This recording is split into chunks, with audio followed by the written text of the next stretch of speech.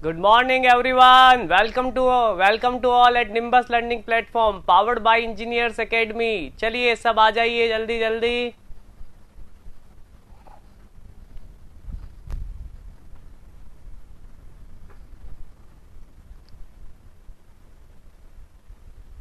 Good morning. Good morning.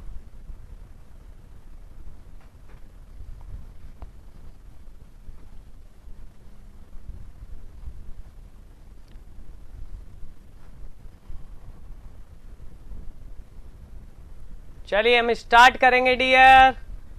कल अपन कर चुके थे टॉर्शनल रिजिडिटी तक अपन पढ़ चुके थे. Good morning. अपन ने एक बेसिक क्वेश्चंस भी निकाल लिया था इससे पावर से related. Good morning. Good morning. जय महाकाल. जय महाकाल. Good morning everyone. चलिए डियर हम बात करते हैं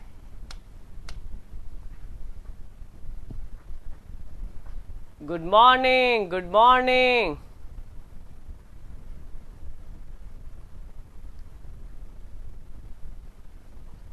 ठीक मोहित, हम बात करेंगे आज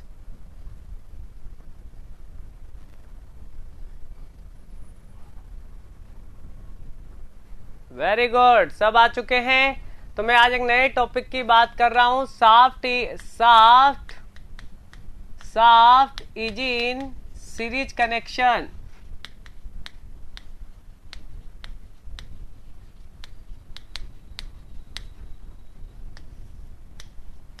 soft in series connection.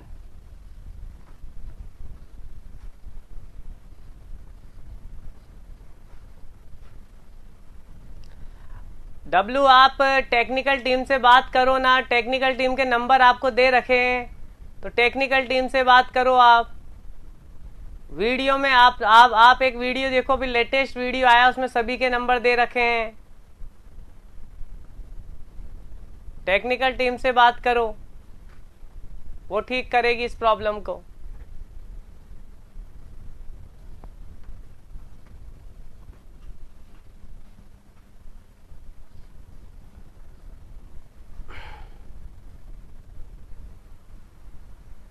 Good morning everyone. Good morning.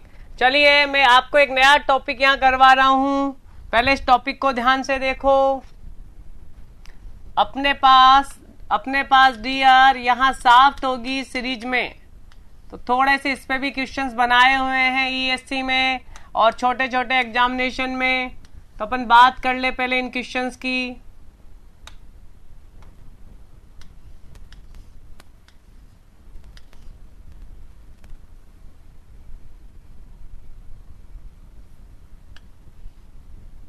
Length L1, L2, L3,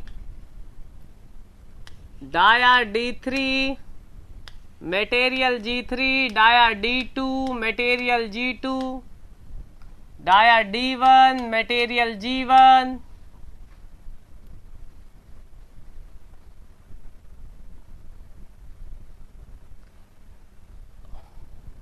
okay मैं टेक्निकल टीम से आज बात कर लूंगा. क्या प्रॉब्लम है टेक्निकल टीम से आज बात कर ली जाएगी, तो डोंट वरी. तो हम बात करें. हमने एक टॉर्क टी लगा रखा है डियर यहां. टॉर्क टी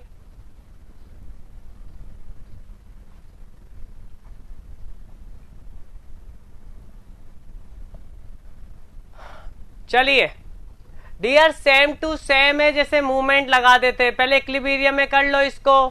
तो इधर की साइड रिएक्टिव मूवमेंट लगा दो. अगर ये क्लॉक है या एंटी क्लॉक है तो इधर से क्लॉक लगा दो. इतना सा याद रखो, ज्यादा याद रखने की जरूरत नहीं है. क्लॉक एंटी क्लॉक से याद कर लो कि ये एंटी क्लॉक है तो इधर क्लॉक होगा.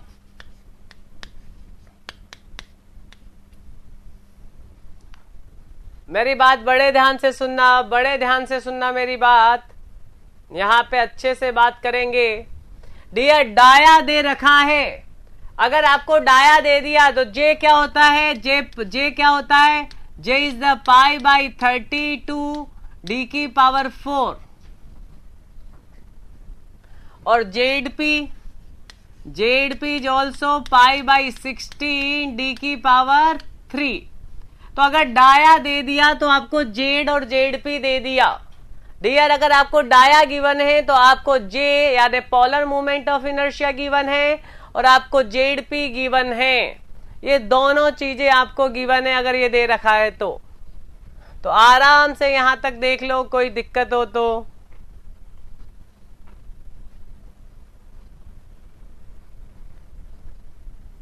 ओके अब डियर सबसे पहले स्टेप फर्स्ट वैसे ही करेंगे। सबसे पहले हर एक सेक्शन में मुझे टॉर्क चाहिए, तो मैं यहाँ पहले पूरा लिख रहा हूं, आप इसे ऑब्जेक्टिव के हिसाब से बना लेना। मैं ऑब्जेक्टिव के हिसाब से भी इसे सिखाऊंगा। तो dear torque in each and every member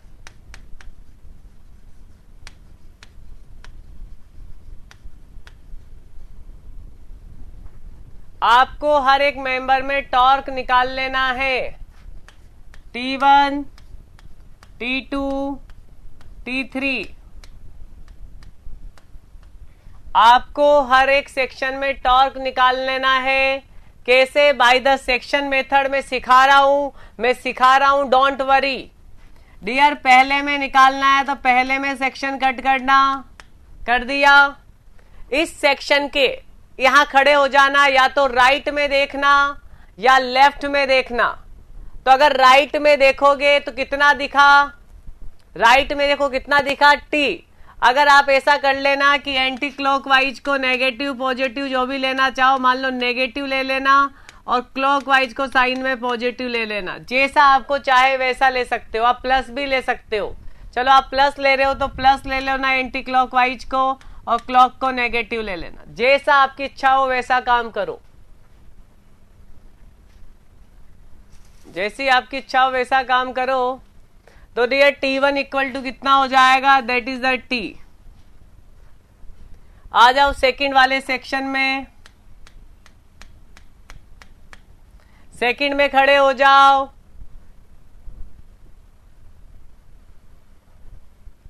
second में खड़े हो जाओ, इसके राइट में देखो, इसके राइट में देखो, सेकंड इस सेक्शन के राइट में देखो, वापस कितना दिखाई दिया, T। Very good. थर्ड वाले में देखो डियर, थर्ड वाले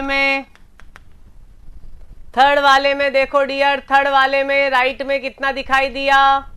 वेरी गुड। इधर की साइड देखो, सेम। वेरी गुड, बहुत अच्छे। तो आई थिंक सबको यहां तक समझ में आ गया होगा।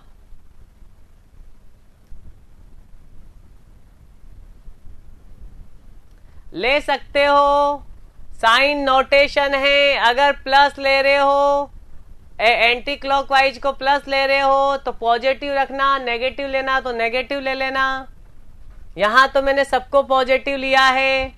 तो क्या होता है डियर, अगर एक सेक्शन पे बात करें और इसके राइट हैंड साइड देखें और एंटी क्लॉक आ रहा है, या फिर लेफ्ट हैंड साइड देखें और क्लॉक आ रहा है, तो साइन आपको पॉजिटिव ले लेना है।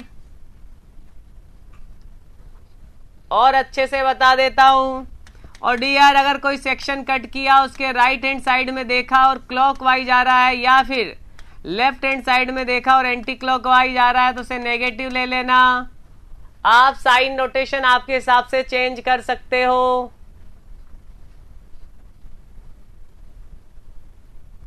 हाँ, कुछ भी देख सकते हो, जैसा भी की तरह बिल्कुल वैसे ही, कोई फर्क नहीं पड़ेगा। क्लॉक एंटी क्लॉक देखो, हॉगिंग सेगिंग देखो, कोई फर्क नहीं पड़ेगा।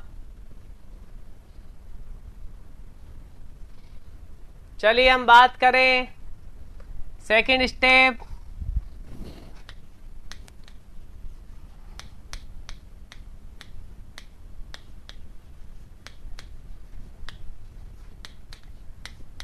Calculate the second step, calculate the shear stress, calculate the shear stress in each and every member, each and every member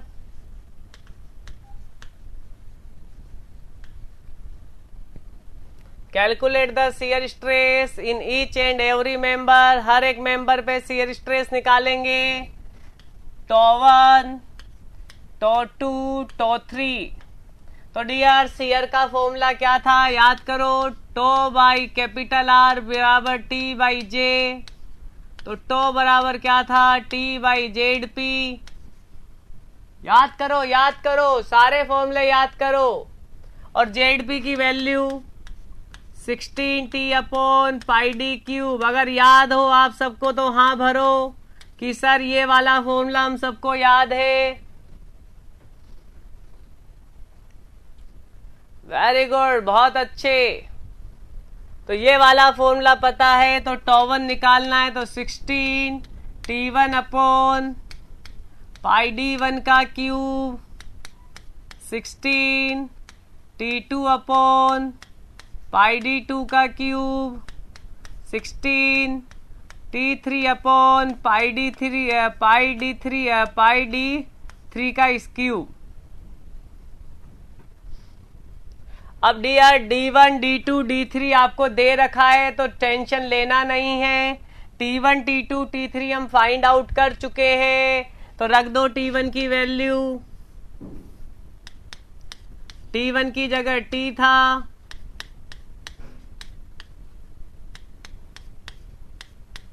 T2 की जगह भी T था,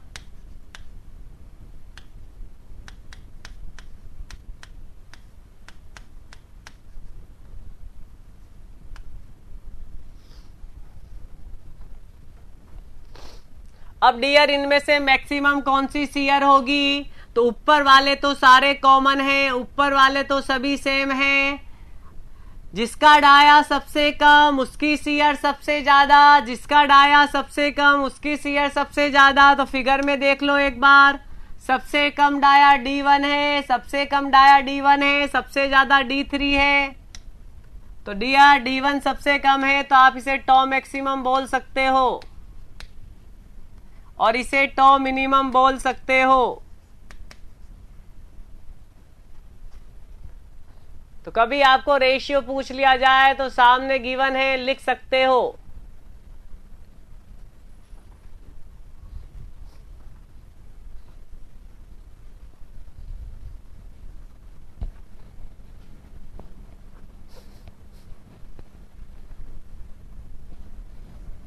वेरी गुड, बहुत अच्छे। हम आगे बढ़ेंगे अब, हम आगे बढ़ेंगे अब। तो डियर स्टेप नंबर 3 जो बहुत पूछा जाता है,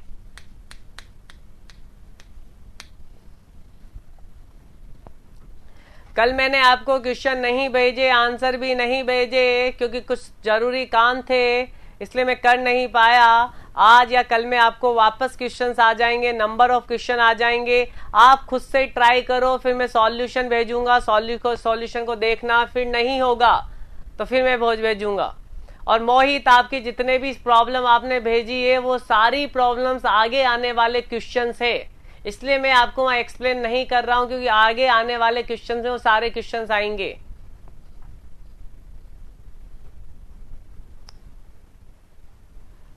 डिम्पल मैंने आपकी प्रॉब्लम देखी नहीं है फिर भी देखता हूं। टोटल एंगल ऑफ ट्विस्ट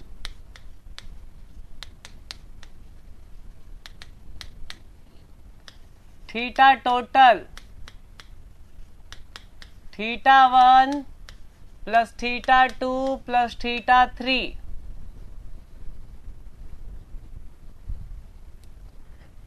दिया ध्यान से देखो, G theta by L equal to TL upon कितना था जे, तो थीटा बराबर हो जाएगा TL अपॉन GJ, याद रखना।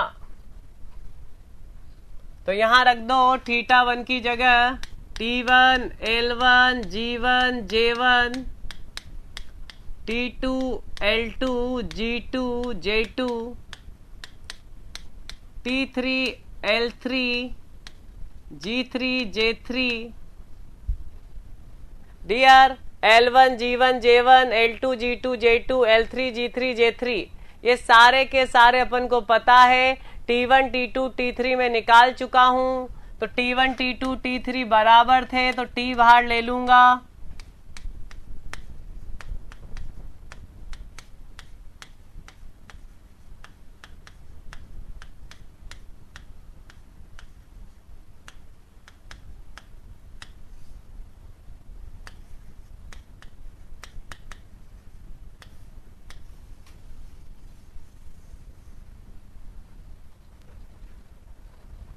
देख लो एक बार ध्यान से।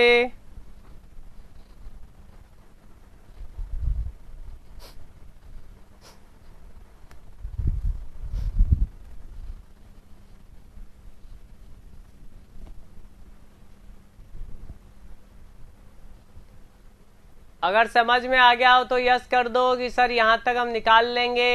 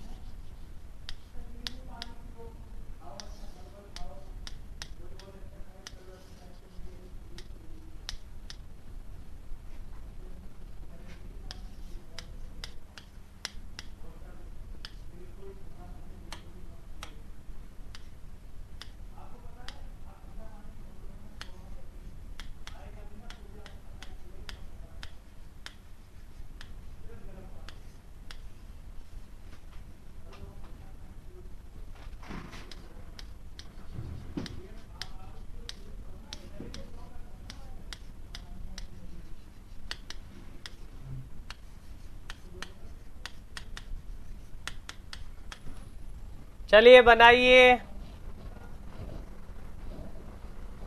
चलिए बनाइए।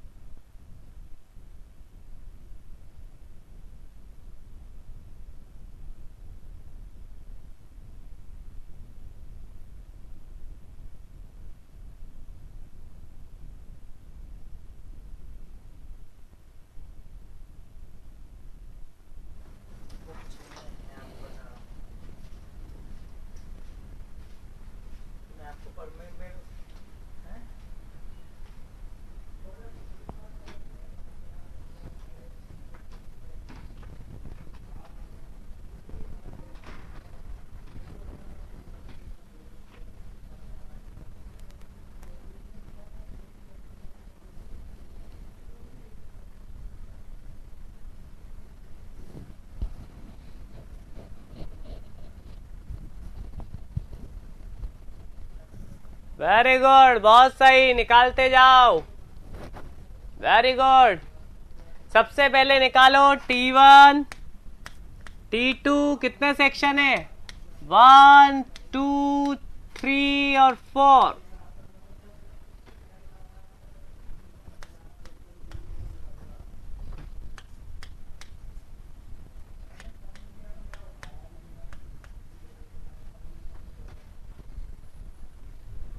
T1 चेक करो,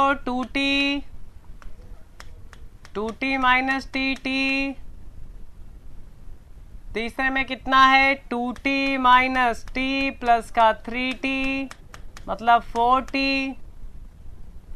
और T4 कितना है? 2T प्लस 2t माइनस का t, 2t माइनस का t प्लस का 3t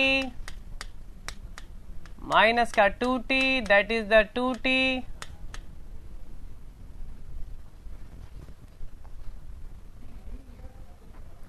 एक बार सब चेक कर लो इस सारी को।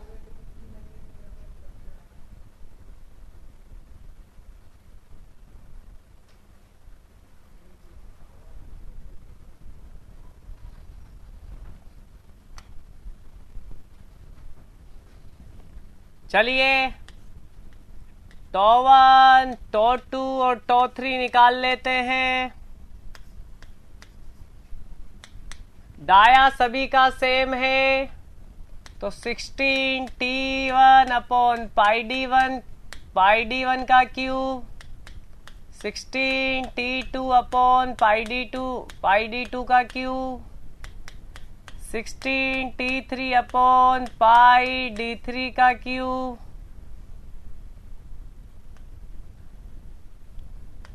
16 t4 अपॉन पाई d4 का क्यूब,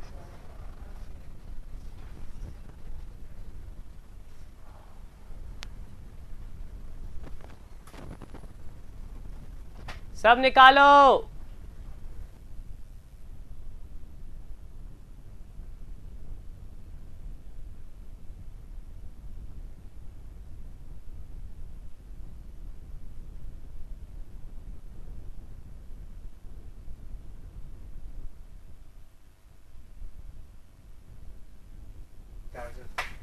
ये पड़ा आपका। चलिए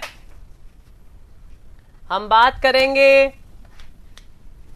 T1 कितना आया था डियर, T1 कितना आया था 2t, तो 2t upon pi D cube, 16 upon pi D cube बाहर लो, बोलो कितना आया था, दिखाओ। t 16 40 upon pi D cube और 16 pi D cube upon 2t। Check करो क्या मेरा सही है या गलत है। Everyone should be check. सबसे ज्यादा कौन सा नजर आ रहा है, सबसे ज्यादा कौन सा टॉ मैक्सिमम, कौन सा tau maximum dear, tau maximum पूरी बीम में मैक्सिमम कितना होगा, वेरी गुड, और that is the tau minimum. तो इनका रेशियो कितना आएगा, that is the tau maximum upon tau minimum का रेशियो लिख लीजिए डियर, 4 आएगा। 4 देख लो एक बार आराम से।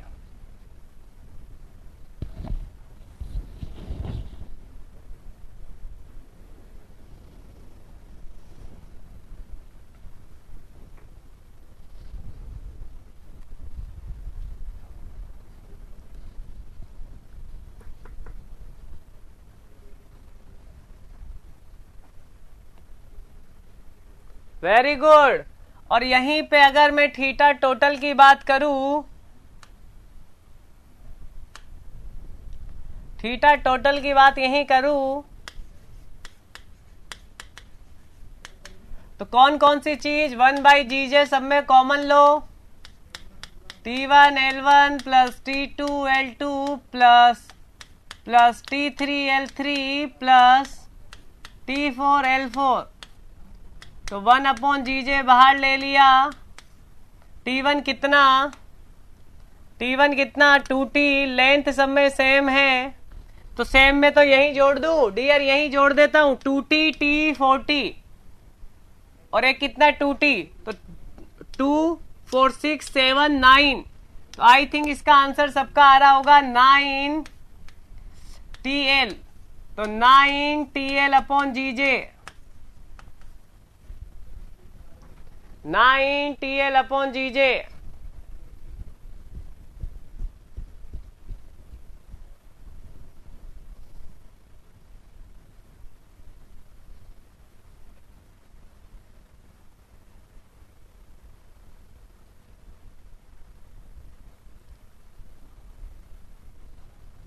सबका आ गया? एवरीवन सभी चेक करो।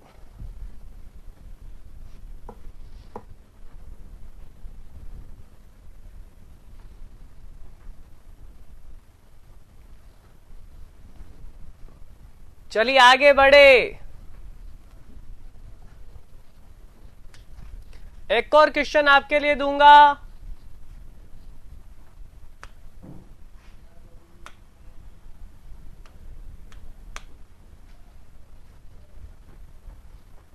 Very good. चलिए एक और क्वेश्चन देता हूं आपको।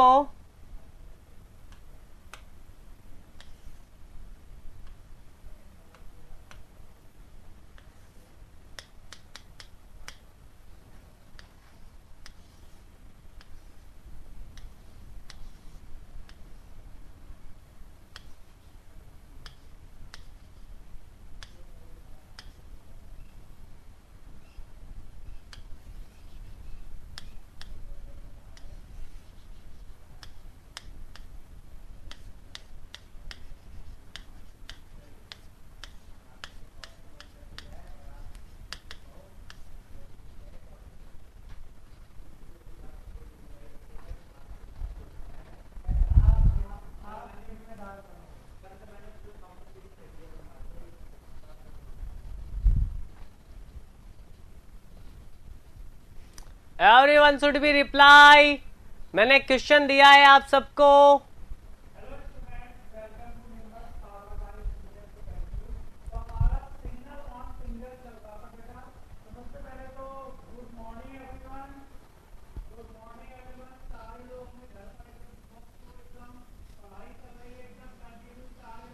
आंसर आते ही मुझे बता देना कि सर आंसर आ चुके हैं।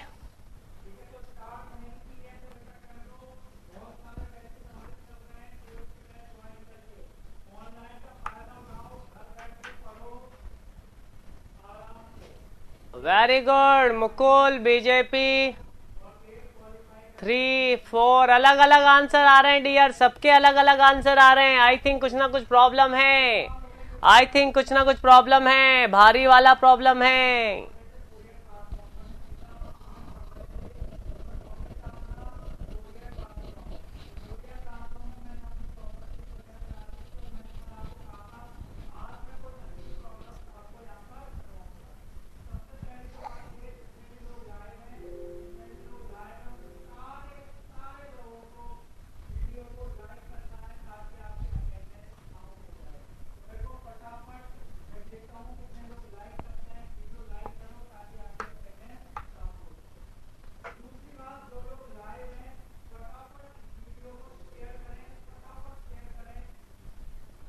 ओके आप सब निकालो, मैं भी निकालता हूं।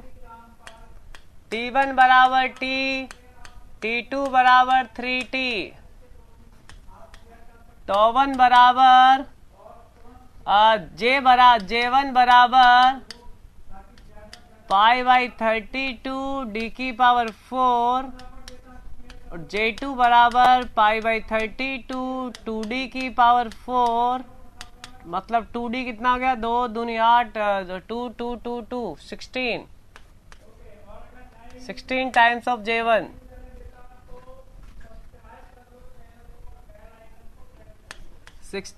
T1 अपॉन πD1 तो 16 T कितना? T πD क्यूब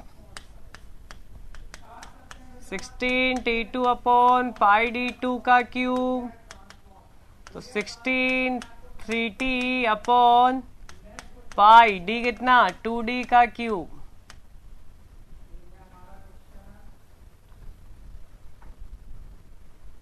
ओके अलग अलग आंसर सभी के आ रहे हैं।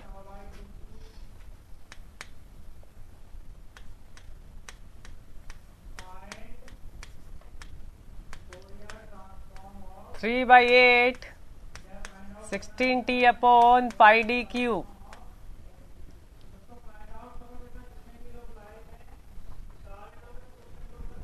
बताओ आंसर 3/8 या 8/3?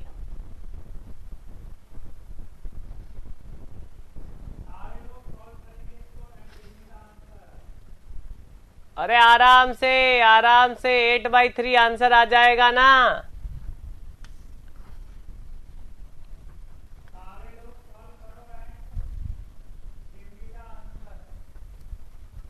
Very good.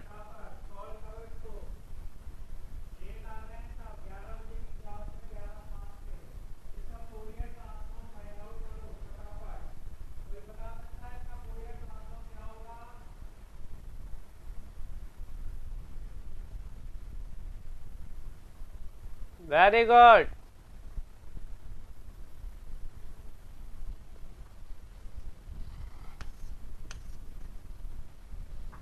Eight by three, क्योंकि टॉ 8/3 आएगा आंसर 8/3, क्योंकि टॉ मैक्सिमम कितना, टॉ मैक्सिमम आ गया यहाँ, यहीं यहीं बात कर लो।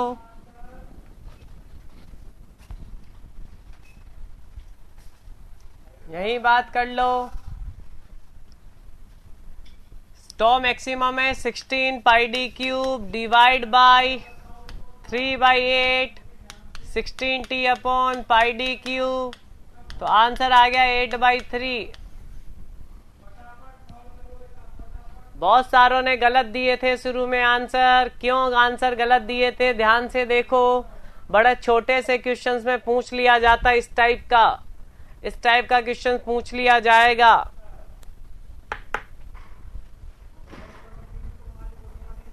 सभी को समझ में आ गया तो आगे बढ़ जाऊं, सभी को समझ में आ गया हो तो आगे बढ़ जाऊं। थीटा टोटल भी निकालो, इसमें ये भी पूछा जाता है, थीटा टोटल कितना।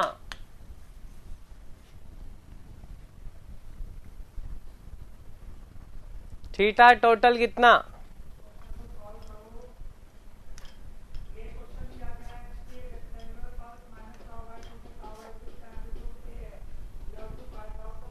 ओके, थीटा टोटल निकाल लिया। देखें,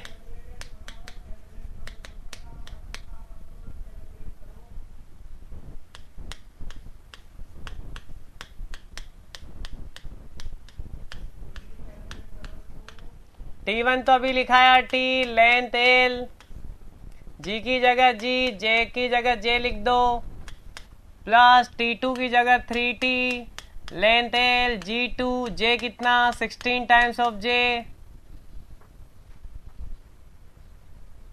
अरे भैया आराम से देखियो, J2 is the 16 times of J1, T1 T और ये 3T हो गया, बाकी सब सेम है। तो चलो कितना हो जाएगा, तो ऐसे करें 16TL plus 3TL upon 16GJ, 19TL upon GJ। देखो आंसर एक बार, 4 कैसे आ रहा है आप सबका, 4 कैसे आ रहा है, ध्यान से देखो।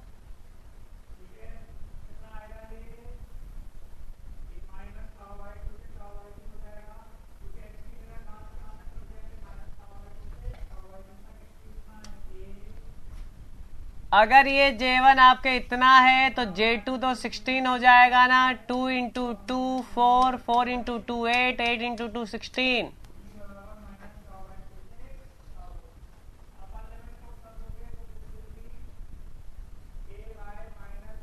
आराम से सॉल्व करो एवरीवन, मैं वेट कर रहा हूं।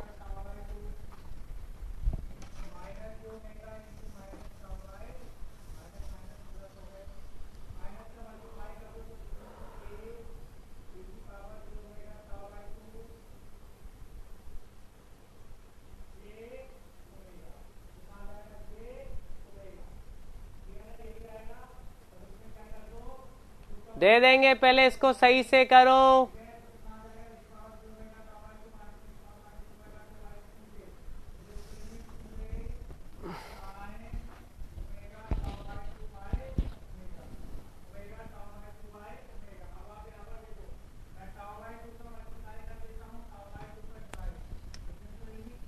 देखो इसमें कहीं गलती तो नहीं की, T1 की जगह T रख दिया, L की जगह L, GJ रख दिया, T2 की जगह 3T रख दिया, लेंथ L रख दिया, G की जगह G रख दिया, G रख दिया, और J2 को J1 के फॉर्म में लिख दिया।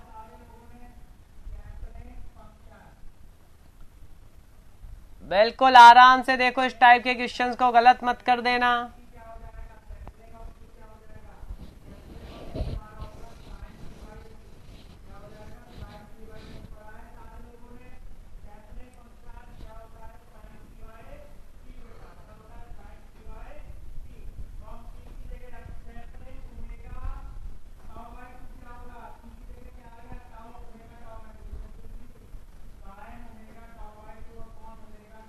ओके, डाया के फॉर्म में निकाल लिया था, कोई दिक्कत नहीं है। एक और क्वेश्चन देता हूं।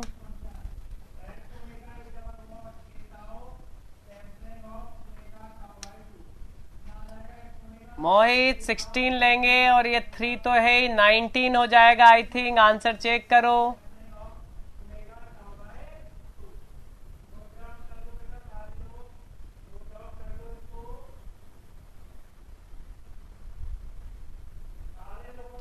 ओके ओके ओके ओके, 19/16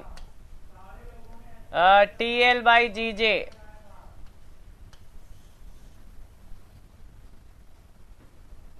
कोई नहीं,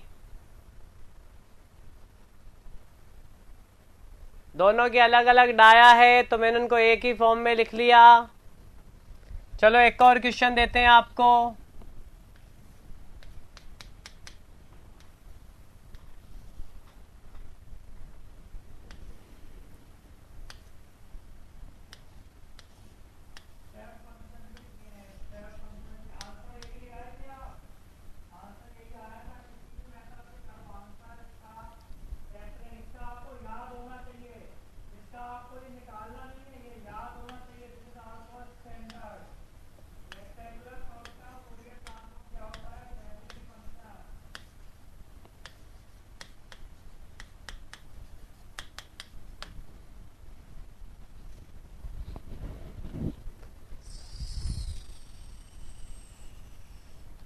एक मिनट।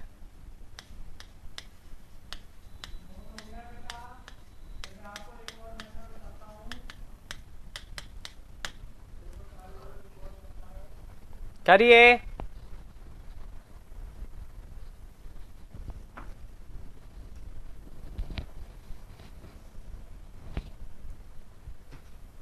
बेक कर रहा हूं।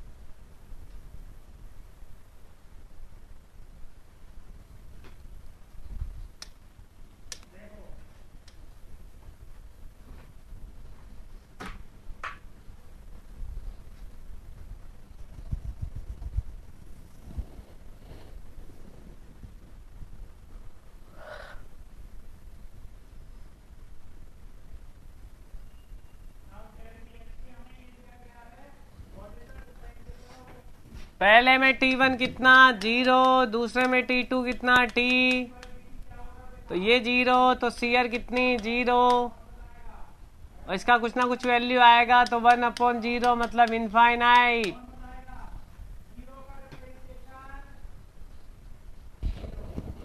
इनफाइनाइट।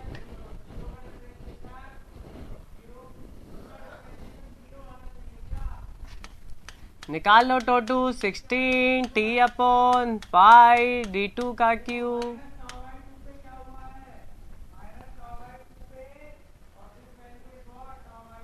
बहुत अच्छे। चलो एक लास्ट टॉपिक इसका करेंगे आप। Shaft is in shaft is fixed at both end, ये वाला क्वेश्चन भी पूछता है।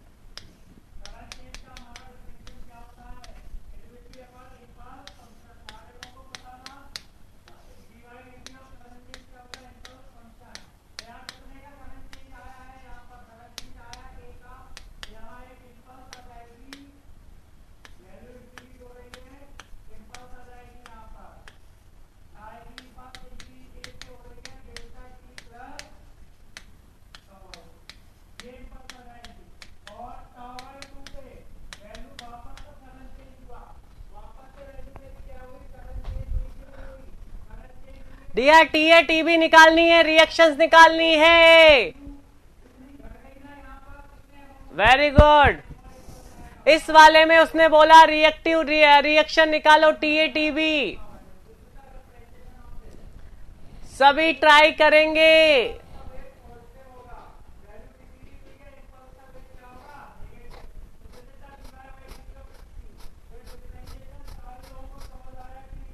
करो।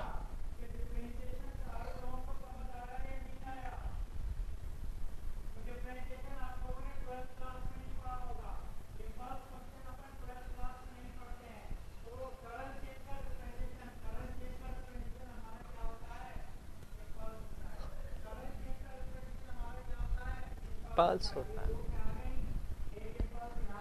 वेरी गुड, ये भी बहुत अच्छे से पूछा जाता है।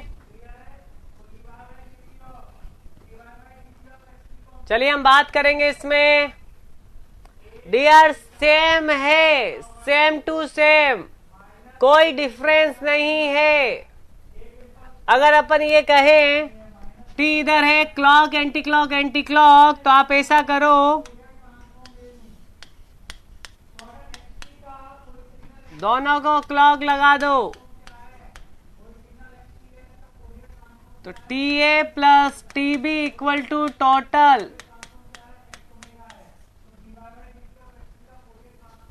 T A plus T B equal to T equal to total. दूसरा, अब देखिए डियर, दोनों एंड फिक्स है तो ओवरऑल डिफॉर्मेशन या ओवरऑल एंगल ऑफ ट्विस्ट 0 होगा। तो थीटा टोटल आपका क्या होने वाला है? 0। यही याद रखने वाली बात है कि थीटा टोटल 0, जैसे वहां पढ़ाया था डेल एल टोटल 0, तो थीटा टोटल 0 तो कितना है? Theta 1 plus theta 2 equal to 0। तो ध्यान से देखो, theta 1 plus theta 2 equal to 0। Theta कितना? T1 L1 G1 J1 plus T2 L2 G2 J2 equal to 0। Dear G J same है तो बचेगा कितना? अब इधर देखो ध्यान से, पहला सेक्शन और दूसरा सेक्शन। तो डियर T1 कितना? T1 कितना? सभी बताएंगे T1 की value. Everyone should be reply T1। पहले सेक्शन में कितना टॉर्क आएगा?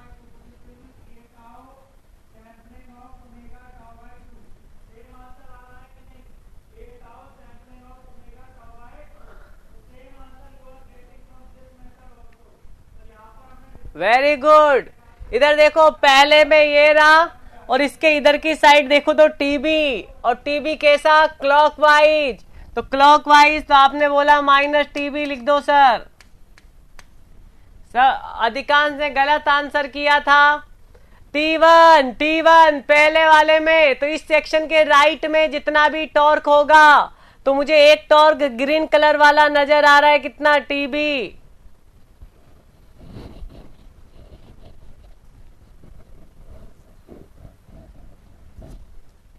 रजत दोनों एंड से फिक्स है। जब दोनों एंड से कोई चीज फिक्स होती है तो उसमें फिक्स का मतलब वो कहीं नहीं जा सकता, तो दोनों एंड पे फिक्स है, मतलब टोटल डिफॉर्मेशन 0। अब इधर देखो, T1 निकल गया, T2 बताओ। दो इधर इस सेक्शन के इधर कितना दिखाई दे रहा है?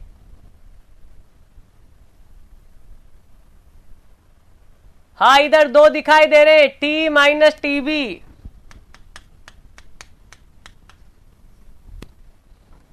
T minus TB, everyone should B, देख लो सभी अच्छे से देख लो।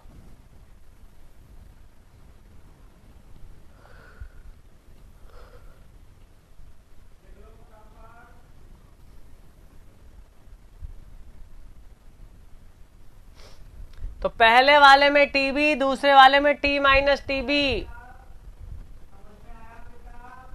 अब डी आर इन दोनों को रख दो फाइनली, माइनस टीबी, लेंथ कितनी है पहले की, L/3, टी माइनस टीबी, दूसरे की लेंथ कितनी, 2L/3 इक्वल टू 0। तो ये आया माइनस टीबी, L/3 बाहर ले लो, 0 में गया, अंदर 2 से मल्टीप्लाई करो, 2t minus 2b equal to 0। तो ये हो गया माइनस का 3tb plus 2t equal to 0। तो tb आ गया डियर 2/30, 2/30।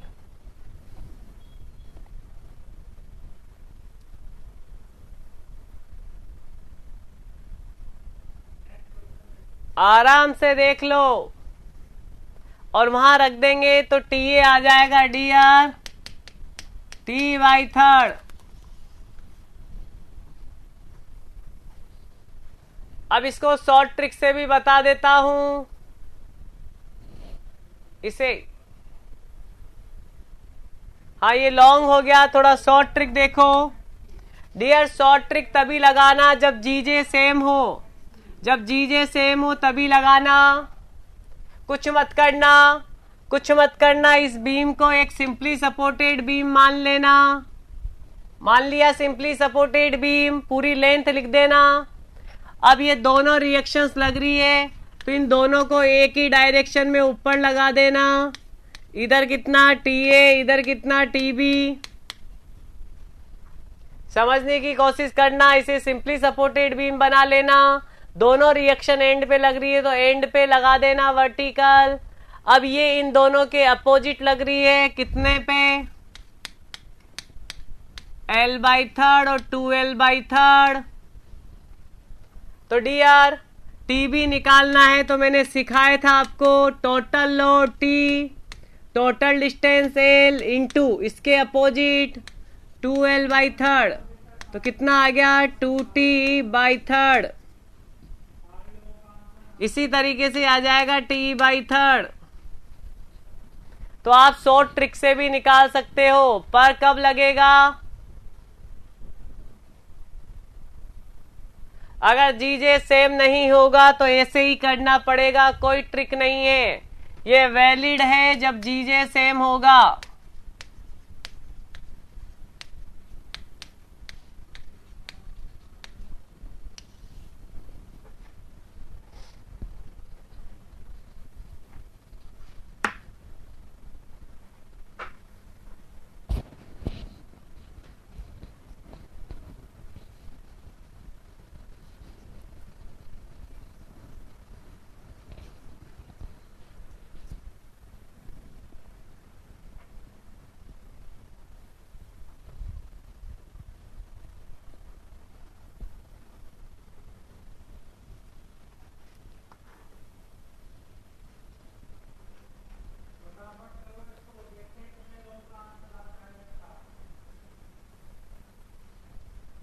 चलिए एक मैं अच्छा सा क्वेश्चन आप सबके लिए देता हूं।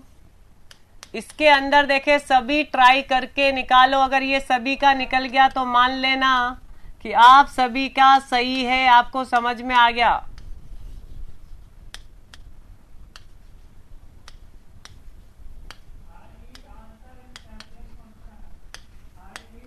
क्या इसे शॉर्ट ट्रिक से निकाला जा सकता है? यस या नो में आंसर करो, यस या नो में आंसर करो। क्या इसे शॉर्ट ट्रिक से निकाल सकते हैं? नहीं निकाल सकते, क्योंकि इसमें जीजे सेम नहीं है, डाया सेम नहीं है तो जे सेम नहीं होगा।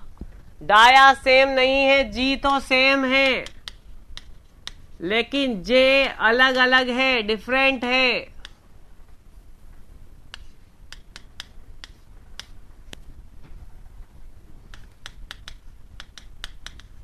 निकालो इसको। Rajat short trick is nothing. Rajat short trick कुछ भी नहीं है, अपने सिंपली सपोर्टेड बीम में निकाली थी reactions. Load upon total distance into distance to the opposite side. याद करो थोड़ा। तो एवरीवन शुड बी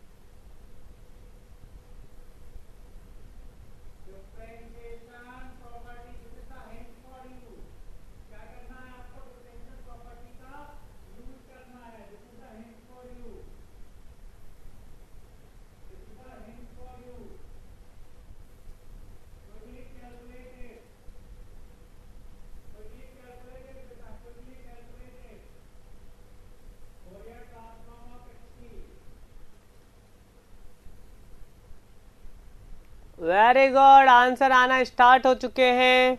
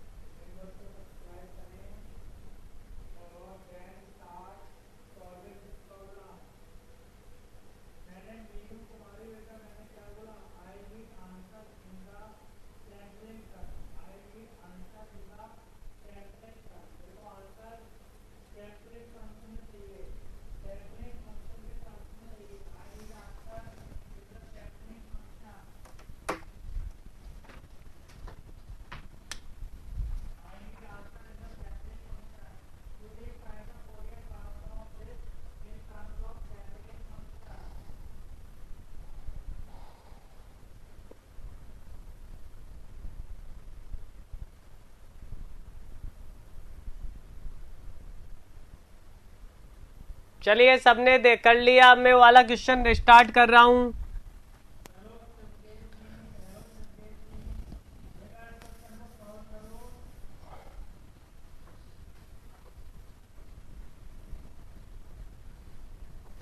देखिए टीबी टीए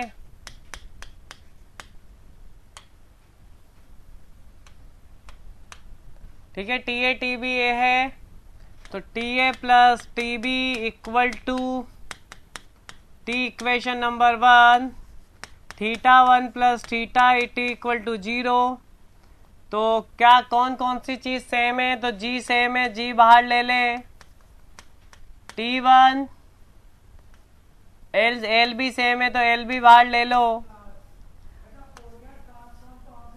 अब डी आर इसका डाया डी ए, तो मान लो J1 जे, और इसका कितना टाइम्स होगा मैं पहले बता चुका हूं। इसका हो जाएगा जे हो जाएगा आपके पाई बाई 60 बाई 32 डी की पावर 4, और इसका हो जाएगा डी आर J2 बराबर जे बाई 16। आई थिंक सबको पता होगा, इतना ही होगा। ओके ओके, नहीं नहीं, ओके 16 टाइम्स ऑफ जे हो जाएगा, 16 टाइम्स ऑफ जे हो जाएगा। तो D R T2 upon 16 times of J equal to 0। अगर यहां तक सभी को समझ में आ गया हो तो बताइए। सभी के आंसर करीबन मुझे दिखाई भी दे रहे हैं। चलिए T1 कितना, यही बता दो T1 कितना, that is the minus TB, और T2 कितना, T minus TB। Very good, रख दे।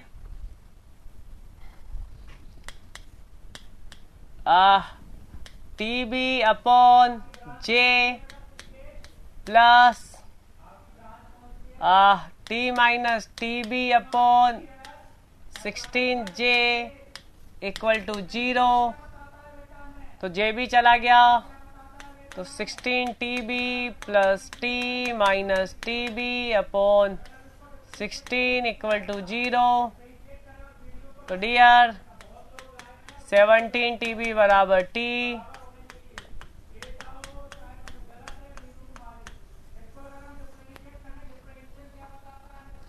कोई फर्क नहीं पड़ता।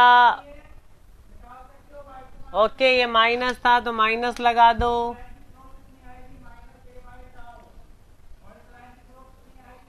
अब सही है, माइनस TB लेंगे डियर, और साइन में मैंने देखा नहीं होगा पीछे। अब देख लो आंसर, सभी के आंसर आने चाहिए। तो इस टाइप से ये क्वेश्चन सॉल्व किए जाएंगे। तो अब अपना टॉर्शन कंप्लीट है, यहाँ पे हम टॉर्शन के आगे बढ़ेंगे।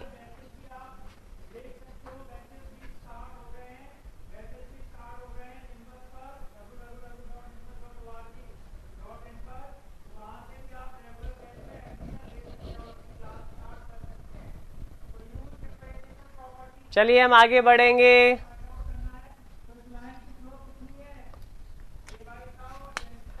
याद रखना, अब से जो मैंने जितने क्वेश्चंस कराए वो सारे बाद में मिलेंगे, मैं बाद में नहीं कराऊंगा। हाँ, माइनस TB लेंगे। चलिए PDF खोलता हूं, पहले क्वेश्चन से शुरुआत करता हूं। फर्स्ट क्वेश्चन से शुरुआत करता हूं डियर। ये फर्स्ट क्वेश्चन बेसिकली समझना मेरी बात।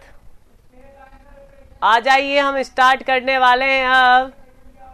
देखिए डियर, ये first question basically machine design से रिलेटेड है शाफ्ट में। तो ये मशीन डिजाइन का क्वेश्चन है बेसिकली पहला वाला।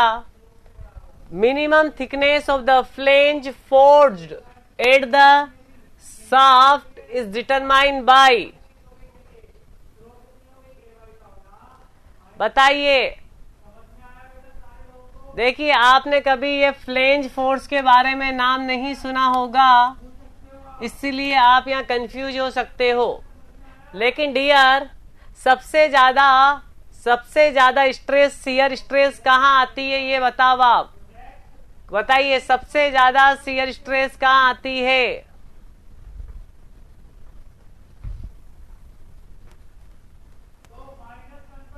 अरे मैंने बताया था ना, शियर का डिस्ट्रीब्यूशन ऐसा नहीं बताया था सरफेस पे।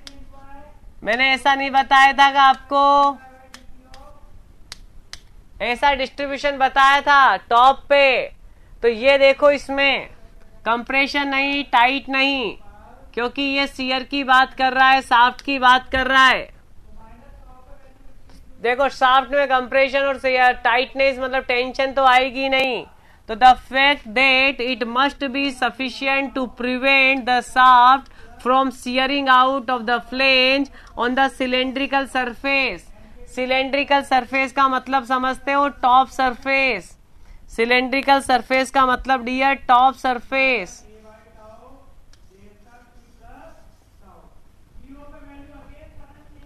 टॉप सरफेस, बिल्कुल।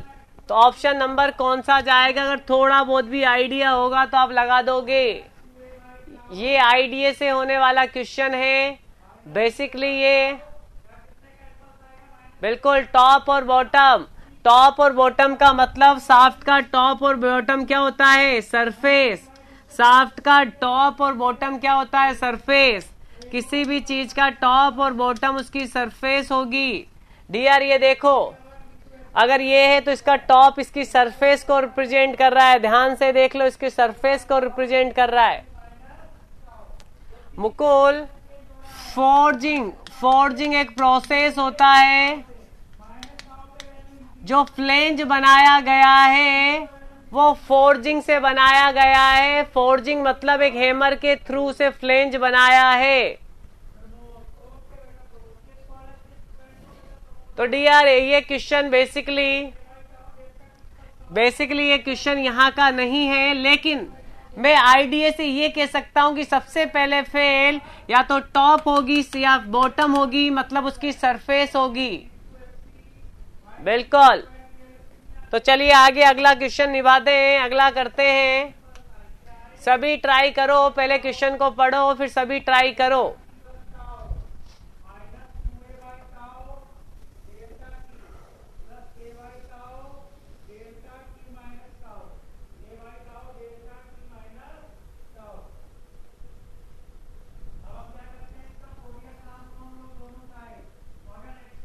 बिल्कुल, वेरी गुड, बहुत अच्छे। The radius taken into consideration in calculating the stresses in hollow shaft. Dear,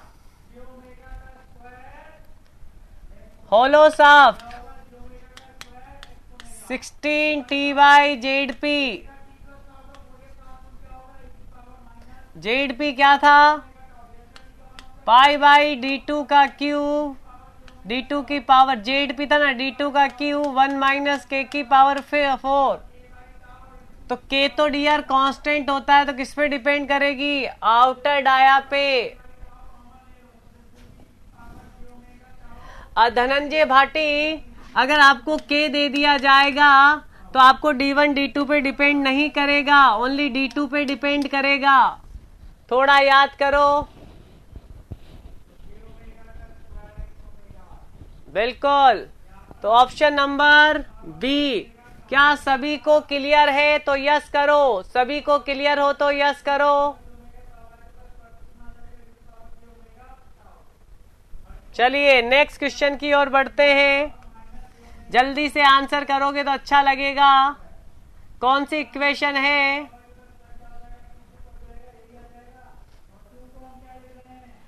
N का मतलब जी है, यहाँ एन का मतलब जी है। वेरी गुड, बहुत अच्छे। जल्दी जल्दी आंसर करो, डी ऑप्शन हो गया।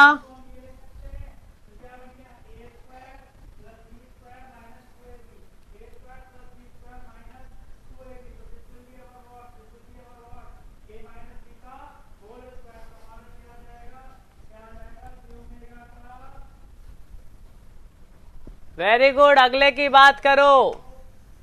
चलो बताइए, torsional rigidity of solid circular shaft dia के कैसे प्रोपोर्शनल होगी? Torsional rigidity dear, torsional rigidity का मतलब क्या हो गया? Torsional rigidity G J, that is the torsional rigidity, और J is the function of D की power 4। J is the function of D की पावर 4।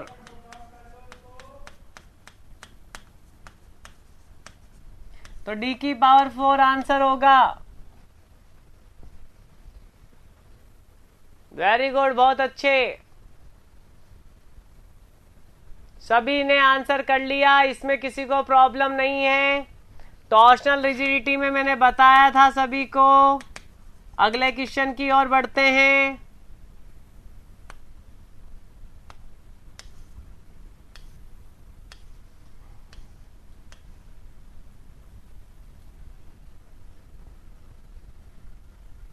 क्या मैंने ये वाला कंसेप्ट बता रखा है आपको कि जब बेंडिंग मूवमेंट और टॉर्क लगाते हैं तो इक्विवेलेंट टॉर्क और इक्विवेलेंट बेंडिंग आती है? क्या बताया था ये, हाँ या ना? ओके।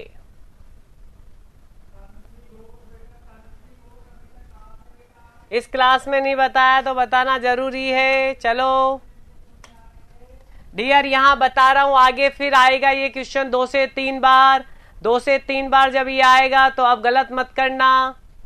डियर कंसेप्ट ये है, कंसेप्ट ये है, equivalent bending, equivalent bending movement and equivalent torque.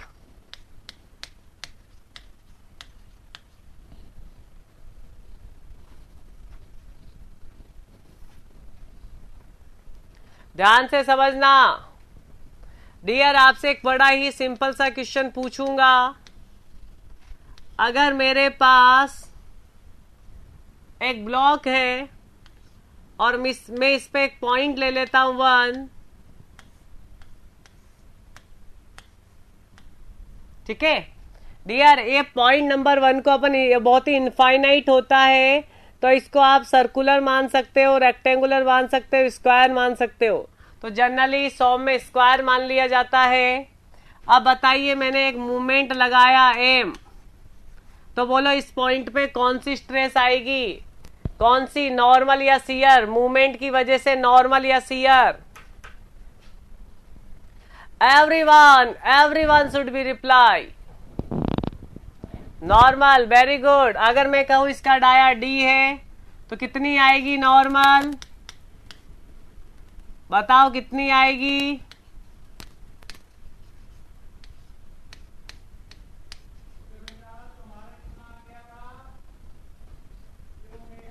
क्या मैंने जो लिखा वही आएगी, यस या नो?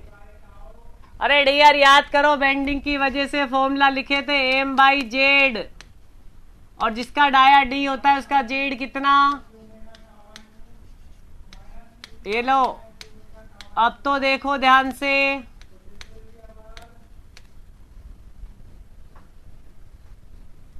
Very good. सभी आराम से, नहीं आए तो 2 बार पूछने का, लेकिन समझ में आ जाए तो एक बार भी नहीं पूछने का।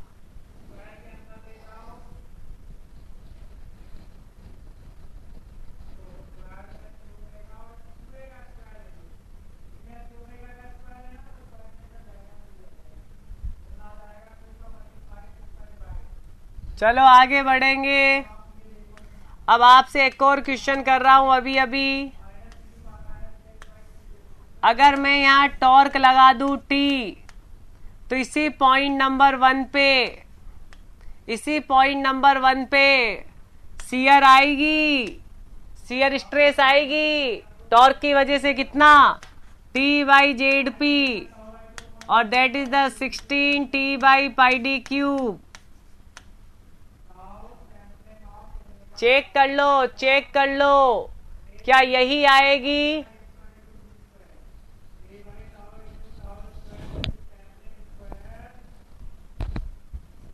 एवरीवन शुड बी रिप्लाई, सभी रिप्लाई करो, क्या यही आएगी? और यहां तक समझ में आ गया तो यस करो। अब डियर कंबाइंड कर दो,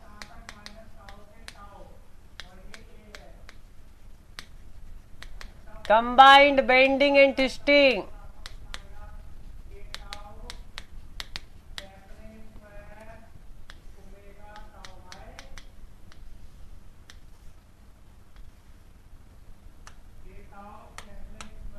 ऐसा करो, टॉर्क टी लगाओ, मूवमेंट भी एम लगाओ,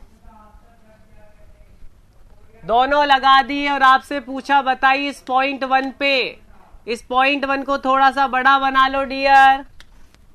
ये ऐसे ऐसे बना लिया जाता है।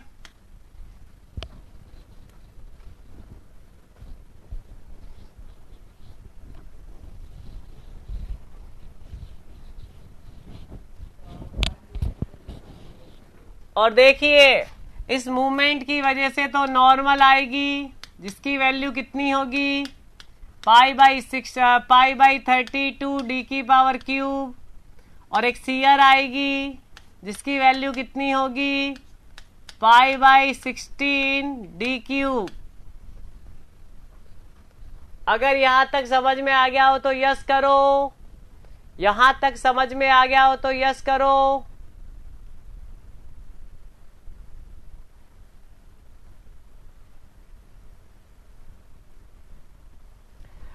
पाई बाई 32 डी क्यूब।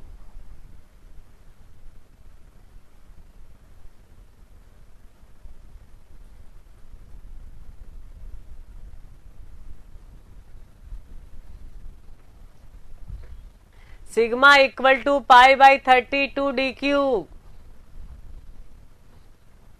और एक सीयर आ रही है जो टॉर्क की वजह से पाई बाई 16 डी क्यूब।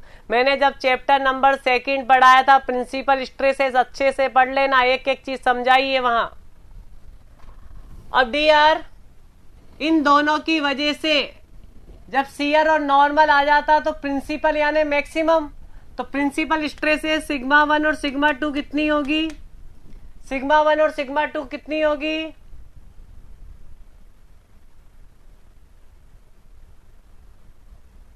कुछ गलत लिख दिया?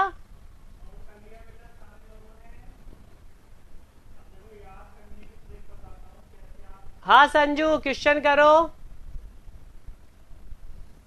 सिग्मा और टॉ की वैल्यू ये नहीं होगी, देखे क्या लिख दिया ऐसा।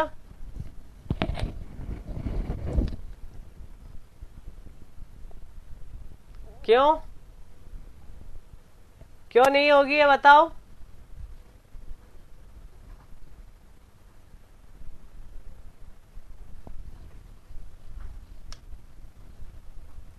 बताओ। पाई बाई 32 डी क्यूब और पाई बाई 16 डी क्यूब यही तो होगी।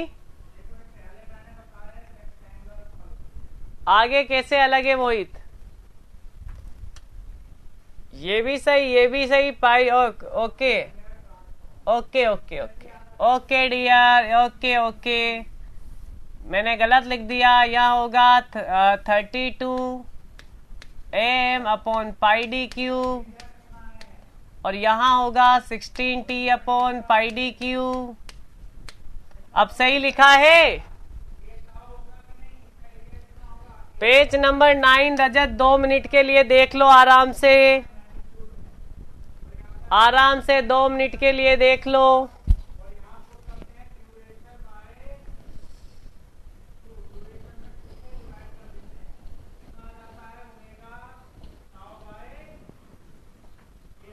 चलिए आगे बढ़ते हैं थोड़ा।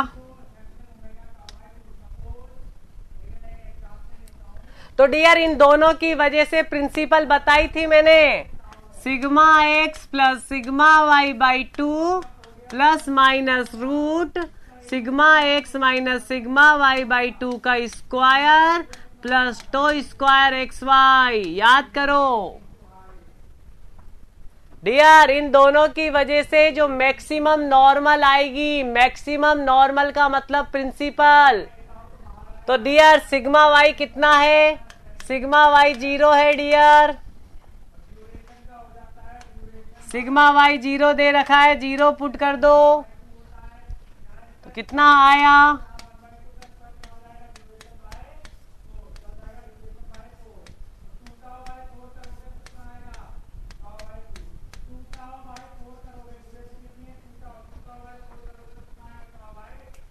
Very good dear. अब मैं यहां वैल्यू रख दूंगा इन सब की, यहां सारी वैल्यू रख दूंगा, तो थोड़ा ध्यान से वैल्यू रखो आप सब।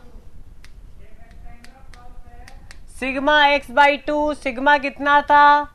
32m by 2 pi D cube plus minus 32m by 2 pi D cube, इसका square plus tau square 16t upon pi D cube का स्क्वायर। तो डियर यहां बच गया 16m upon pi D cube plus minus 16m upon pi D cube का square 16t upon pi D cube का square. अब यहां से एक काम करो आप सभी, 16 upon pi D cube common ले लो, तो m प्लस माइनस रूट, देखो ये बाहर आ जाएंगे तो मैंने बाहर ले लिया,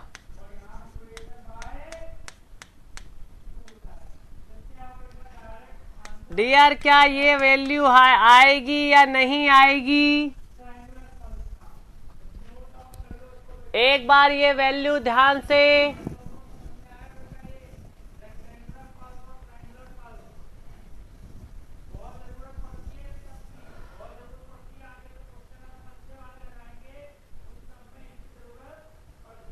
डियर ये 5 से 10 बार पूछा गया है कहीं ना कहीं। अब बड़े ध्यान से सुनना मेरी बात। है क्या ये? तो डियर ये है क्या कि जब आपने नॉर्मल और सीयर है तो इन दोनों की वजह से जो मैक्सिमम नॉर्मल होगी, जिसे अपन प्रिंसिपल बोलते हैं, उसकी वैल्यू मैंने निकाली है। तो देखो अब मेरी बात ध्यान से सुनना। अब वो आपसे कहेगा कि इक्विवेलेंट टॉर्क क्या होगा। इक्विवेलेंट टॉर्क क्या, सॉरी इक्विवेलेंट मूवमेंट क्या होगा, पहले तो ये निकाल ले एमी। डियर इक्विवेलेंट मूवमेंट क्या होगा, मेरी बात बड़े ध्यान से सुनना। इक्विवेलेंट मूवमेंट का मतलब वो है कि अकेले अगर मैं इसी डी डाया की बीम पे अगर एक इतना मूवमेंट लगा दूं एमी, एक अकेला इतना मूवमेंट लगा दूं किसकी वजह से जो सिग्मा आए उसकी वैल्यू सिग्मा 1 और 2 के बराबर हो जाए। मतलब अकेला आपको इतना मूवमेंट लगाना है किसकी वजह से जो नॉर्मल जनरेट हो वो प्रिंसिपल के बराबर हो जाए। तो डियर इसकी वजह से कितना होगा, तो अपन ने पढ़ाया 32 M upon pi D cube इसी बीम पे। और अभी अभी अपन ने पढ़ा है कितना आया है अभी अभी अपने पास, इस वाली वैल्यू को रख देता हूं मैं वहां पे।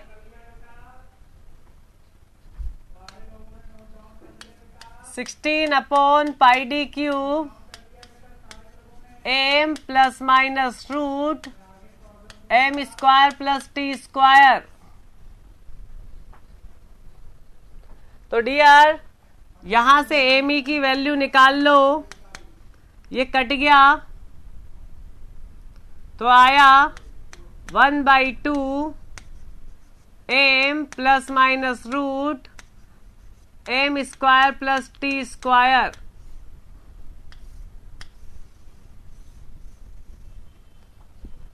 तो that is the equivalent bending movement. Equivalent bending movement का वैल्यू इतना होगा, अगर आपने इतना मूवमेंट लगाया तो उसमें सारा का सारा जो भी नॉर्मल आएगा वो प्रिंसिपल के बराबर आ जाएगा। आई थिंक यहां तक आप सबको क्लियर हुआ होगा। सभी आंसर करो, जिसको जो डाउट है पूछो। ये वाले छोटे छोटे डाउट मत रखना, डायरेक्ट ये वाला फॉर्मूला कितनी बार पूछ लिया गया।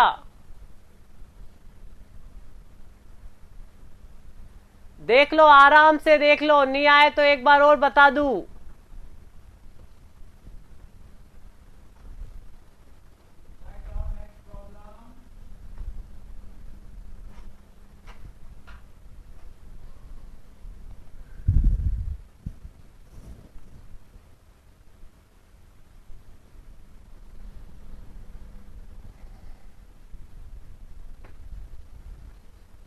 अगर यहां तक हो गया हो तो आगे बढ़े।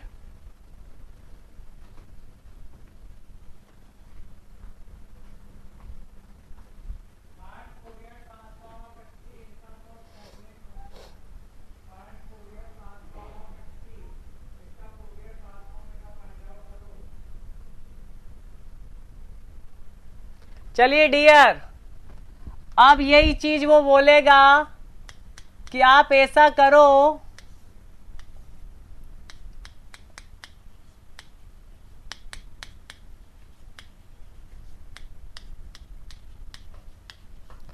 आप इतना टॉर्क लगाओ,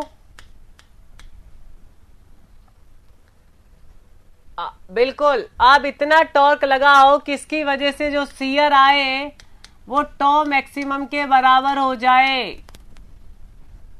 टॉ मैक्सिमम किस केस में? In case of combined.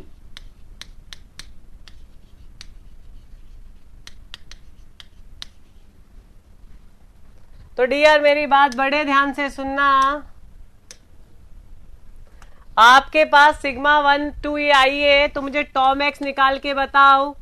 इस केस में टॉमैक्स कितनी होगी? तो सिग्मा 1 माइनस सिग्मा 2/2, यही फॉर्मूला पढ़ाया था सभी निकाल के बताओ। टॉ मैक्सिमम इस केस में सिग्मा 1 सिग्मा 2 तो निकाल दिया, इसी केस में कितनी टॉ मैक्सिमम आएगी, इसी केस में कितना टॉ मैक्सिमम आएगा वो फाइंड आउट करना है आप सभी को।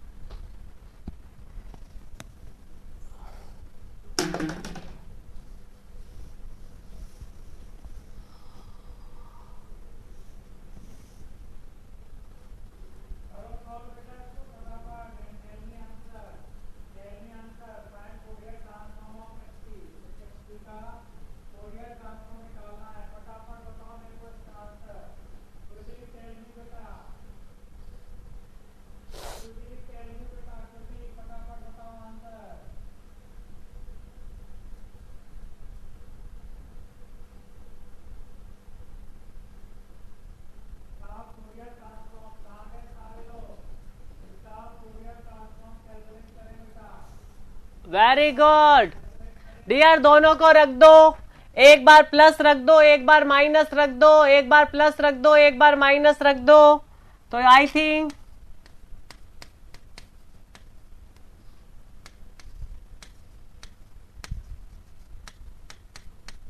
क्या इतना बच रहा है, क्या इतना बच रहा है, यस या नो?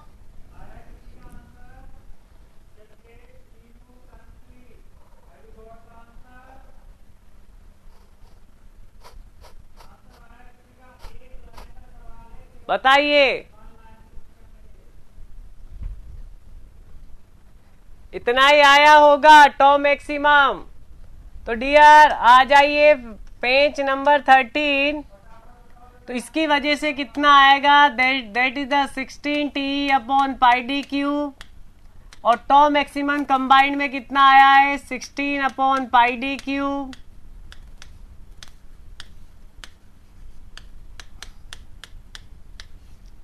सब कुछ कट गया। तो टी की वैल्यू डियर ये काफी पूछी जाती है, तो आज के बाद आई थिंक आप गलत नहीं करोगे।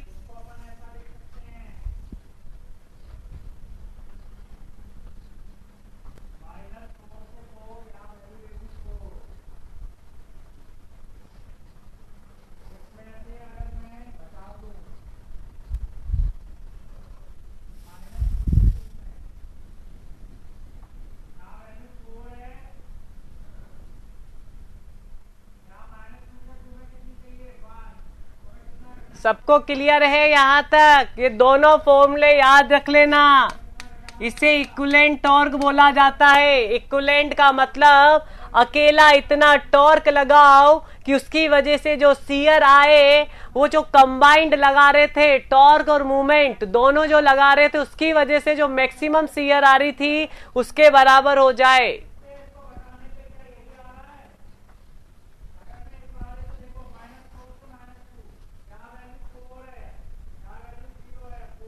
वेरी गुड, बहुत अच्छे।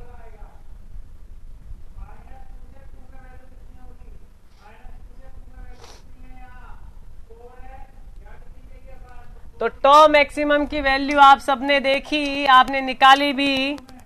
रजत समझ में आ गया का? रजत ये मैंने क्या किया है? रजत से पूछ रहा हूं, रजत समझ में आ गया ये मैंने क्या किया है? गोकुल, आज तो गोकुल भी नहीं आया दिखता है, उसका वीडियो में प्रॉब्लम है।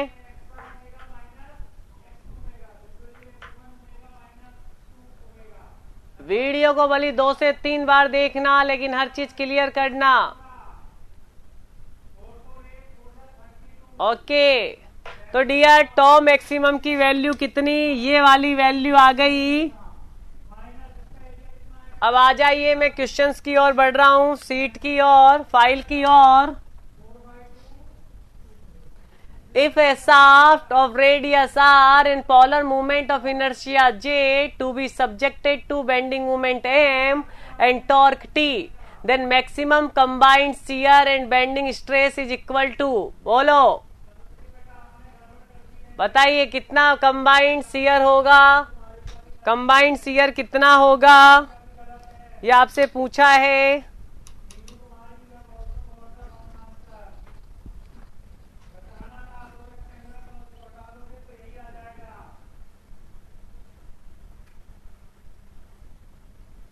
आंसर बताइए एवरीवन।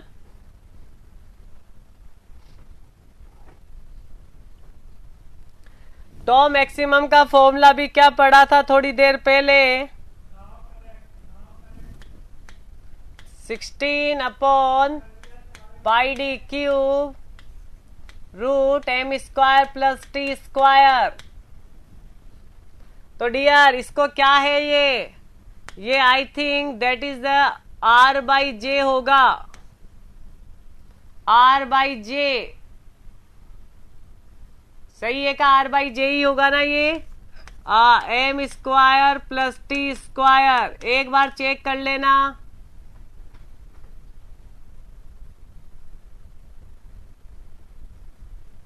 क्योंकि r/j कितना होगा, तो j/r होता है डियर π/16d³। तो उल्टा है, तो ये r/j हो गया।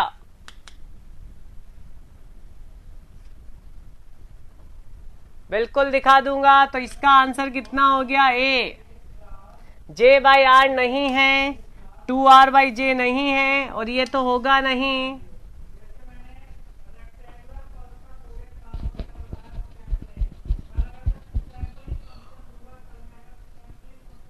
पूरा मैंने डिटेल में बता दिया है डियर।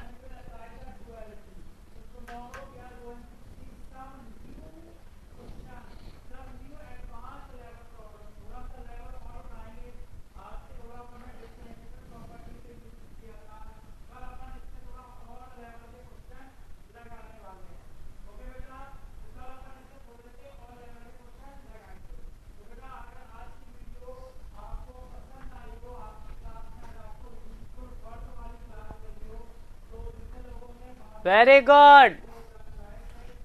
तो अगले क्वेश्चन की ओर बढ़ते हैं। सभी अगला क्वेश्चन परफॉर्म करेंगे। Question number 6।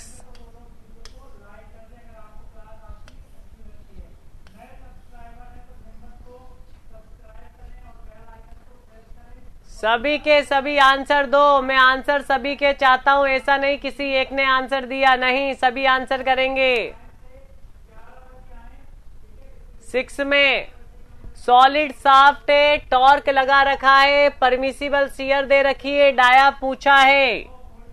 जल्दी से लगा दो टॉ का फॉर्मूला, 16t/πd³। तो d³ निकालना है, तो 16t/π, टॉ परमिसिबल 16 इंटू टी कितना, पाई, टॉ कितना, और इसकी पावर 1/3। सभी निकालेंगे। 115 आ रहा है पक्का।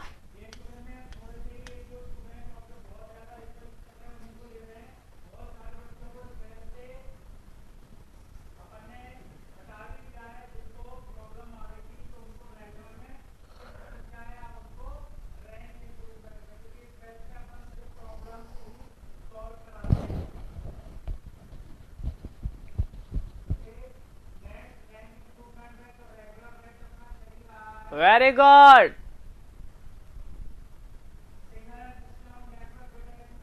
सभी ने आंसर नहीं दिया, सभी आंसर करो। इसमें कैलकुलेशन ज्यादा हो रहा है माय डियर, देखो ध्यान से, इसमें कैलकुलेशन ज्यादा हो पा रहा है।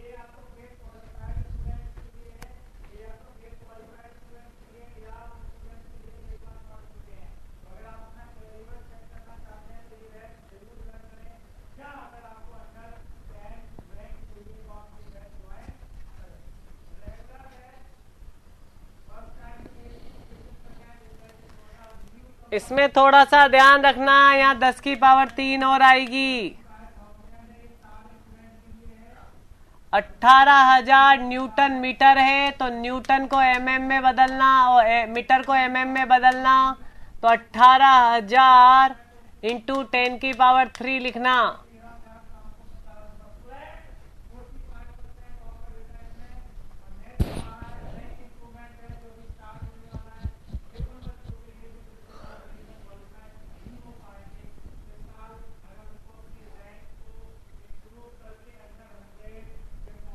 अगर हो गया हो तो यस करो, आगे बढ़े। हो गया हो तो यस करो, आगे बढ़े। Very good. चलिए अगला क्वेश्चन। सभी राजकुमारी आंसर नहीं दे पा रहे हो आप, तो आंसर करो। 7 question. 7 torsional rigidity of the shaft of unit length is given. Everyone should be answer. Very good, बहुत अच्छे। आपने पढ़ा था that is the GJ by L, that is called the K. लेकिन एल यूनिट है, unit है तो unit के लिए ये क्या बन जाएगा? जीजे। वेरी गुड, बहुत अच्छे। आंसर कौन सा चला जाएगा? बी।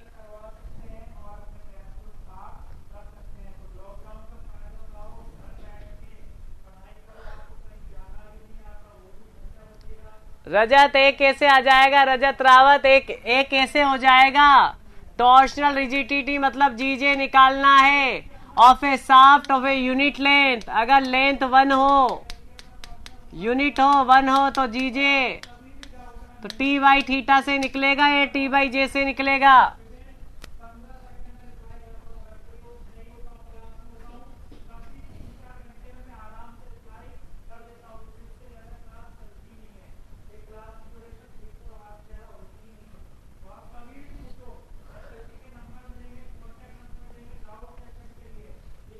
चलिए आगे बढ़ेंगे।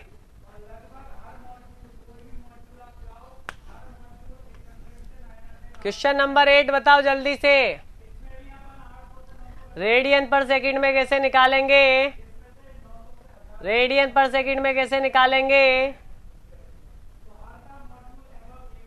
हाँ, सभी आंसर बताने लायक नहीं है ये।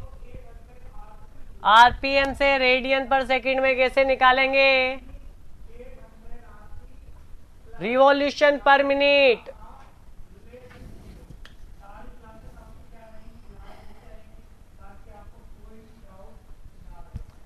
आराम से।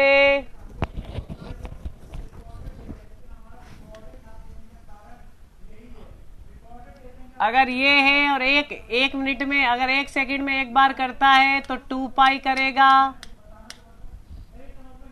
1 मिनट में तो 60 सेकंड में कितना करेगा? 2 पाई। तो 1 सेकंड में कितना करेगा? 2 पाई बाई 60।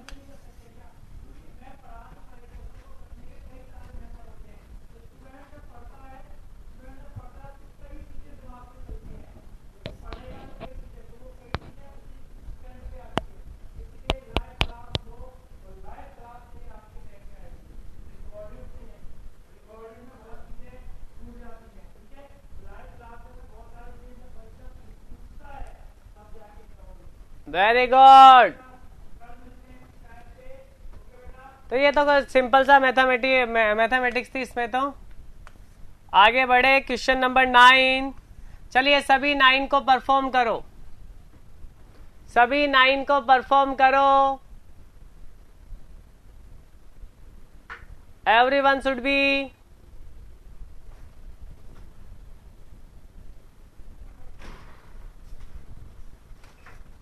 सभी क्वेश्चन नंबर 9 को परफॉर्म करो।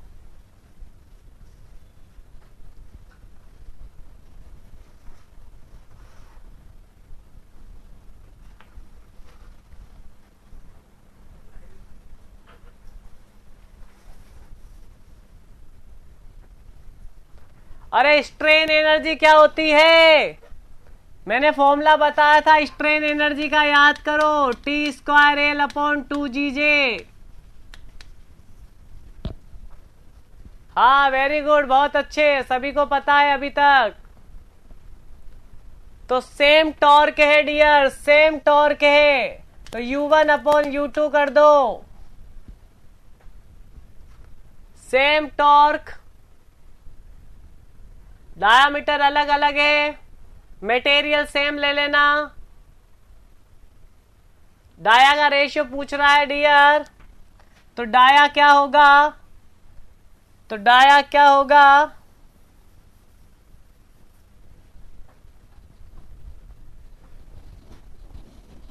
नन ऑफ दीज आंसर आ रहा है। क्यों? स्ट्रेन एनर्जी का फॉर्मूला होता है T²L/2 जे। डाया के रेस्पेक्ट में पूछ रहा है, मतलब जे कितना होता है डियर? D⁴। तो U is directly proportional D⁴। D⁴ एक भी आंसर में नहीं है, तो नन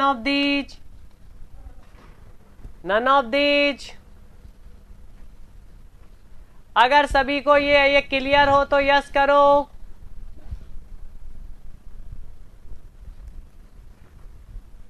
वेरी गुड। एक एक आंसर क्लियरली डिफाइन कर लेना। 10वें में बताओ answer. Twisting couple in a shaft, introduce in it.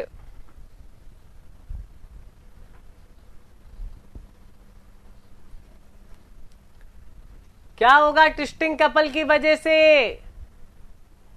Shear stress. Dear shear strain भी आ सकता है, ऐसी कोई बात नहीं है, लेकिन आंसर ज्यादा अच्छा शियर स्ट्रेस होगा। Shear stress.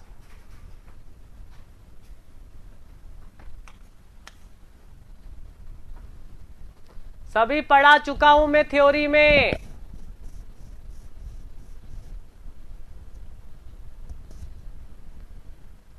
सभी क्या हो गया हो तो यस करो, फिर अगला क्वेश्चन करेंगे जो अभी अभी पढ़ाया है। अगला भी मैंने आपको करवा चुका हूं।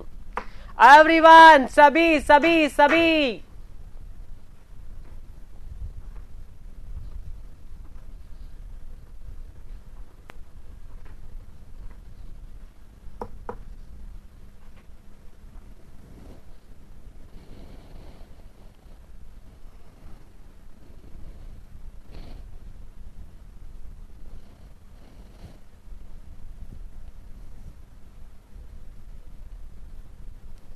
हाँ चले 11। चलो अभी अभी पढ़ाया था, 2 बार पैरेलल कनेक्शन में है। पैरेलल का तो पढ़ाया ही नहीं सर। चलो पढ़ लो पैरेलल कनेक्शन में। जब 2 चीजें पैरेलल कनेक्शन में होती है, देखो डियर,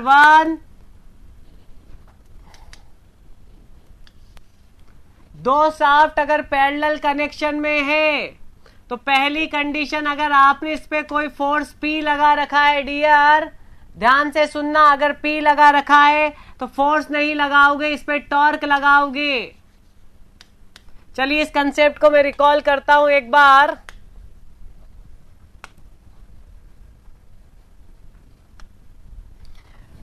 अगर 2 शाफ्ट पैरेलल कनेक्शन में है, पैरेलल का मतलब एक शाफ्ट का सरफेस एरिया दूसरी शाफ्ट के सरफेस एरिया के ऊपर है, इस टाइप से।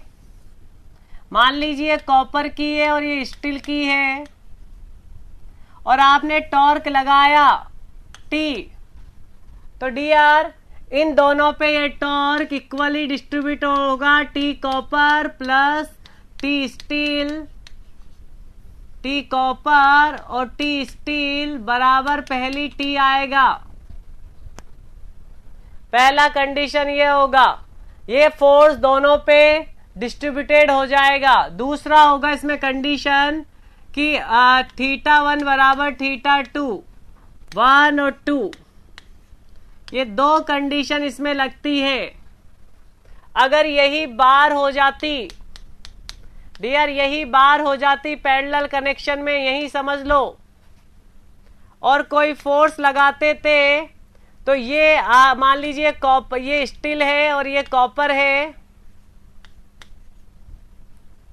तो एक तो जाता P स्टील में और एक जाता P कॉपर में, और आप लिखते P copper plus P steel बराबर P, और दूसरी इक्वेशन लगाते ΔL1 बराबर ΔL2। ये हमेशा 2 कंडीशन सभी में लगेगी।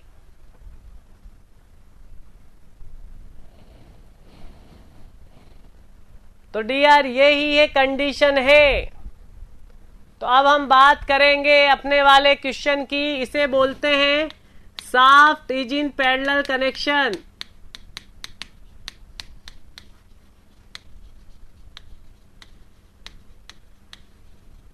पैरेलल कनेक्शन का मतलब एक शाफ्ट के ऊपर दूसरी शाफ्ट को ओवरलैप कर दिया गया है, एक शाफ्ट के ऊपर दूसरी शाफ्ट को ओवरलैप कर दिया गया है।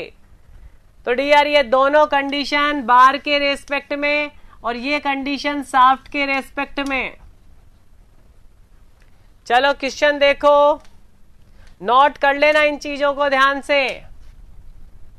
बताओ torsion bar in parallel if they have equal angle of twist and applied torque approach between them। बिल्कुल बी ऑप्शन जाएगा डियर, बी ऑप्शन, सभी का बी ऑप्शन होना चाहिए कि इक्वल एंगल होता है θ1 बराबर θ2 और जो अप्लाइड टॉर्क होता है वो बराबर प्रपोर्शन में बढ़ जाता है T1 और T2।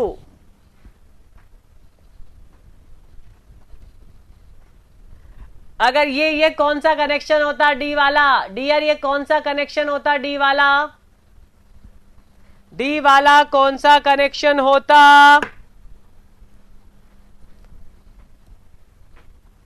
हाँ, शाफ्ट इज इन सीरीज में कौन सा वाला? फिक्स सीरीज में, हाँ सीरीज कनेक्शन सिंपल, दोनों एंड फिक्स तो नहीं, सीरीज कनेक्शन हो जाता।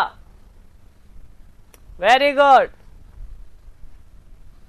चलो क्वेश्चन नंबर 12 को बहुत ही ध्यान से बनाना, मेरे लिए ये इंपॉर्टेंट क्वेश्चन है। क्वेश्चन नंबर 12 अच्छे से अपने कंसेप्ट को रिकॉल करो और फिर बनाओ।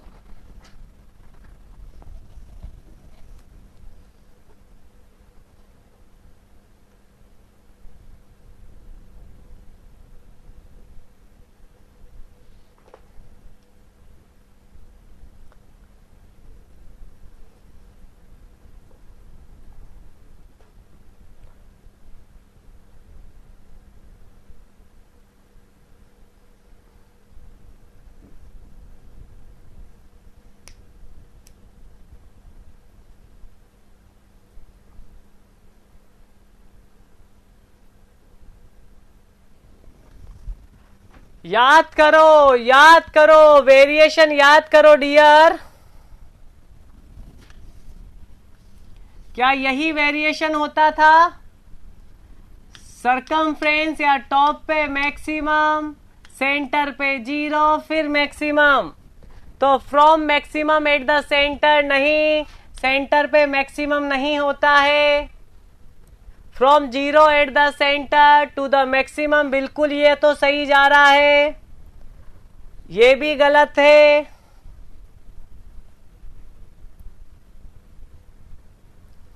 मिनिमम नहीं 0 होगा, बिल्कुल कमेंट्स आ रहा है आपके। तो dear option number B answer है। लेकिन अगर ये शियर स्ट्रेस टॉर्शनल नहीं पूछता, टॉर्क की वजह से नहीं पूछता और सिंपल पूछ लेता तो वेरिएशन ऐसा होता, पैराबोलिक होता।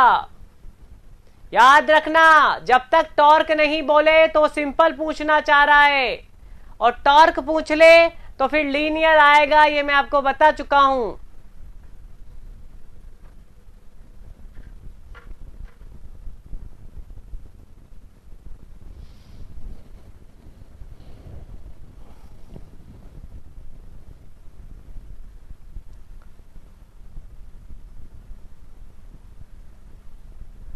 किस केस में parabola? Shear stress distribution, shear stress distribution due to transverse shear load, TSL पढ़ाया था, टीएसएल पढ़ाया था आपको, सारे करवा चुका हूं मैं। चलो आंसर नंबर बी जाएगा। अगला, a point load applied at the shear center. अब डियर एक नया टर्म आया है, शियर सेंटर।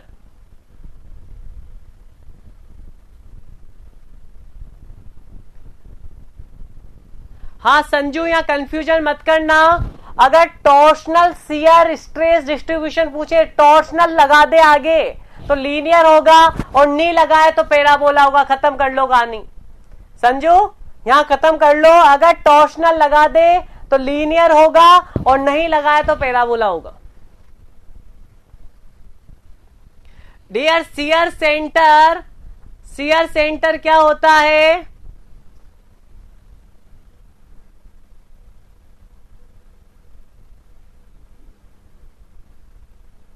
ओके रजत, बता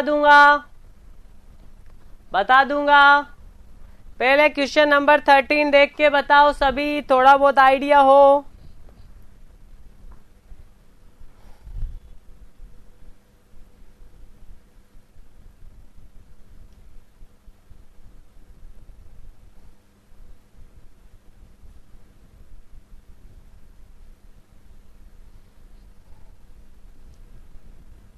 ओके, कोई आइडिया नहीं है, और बताओ।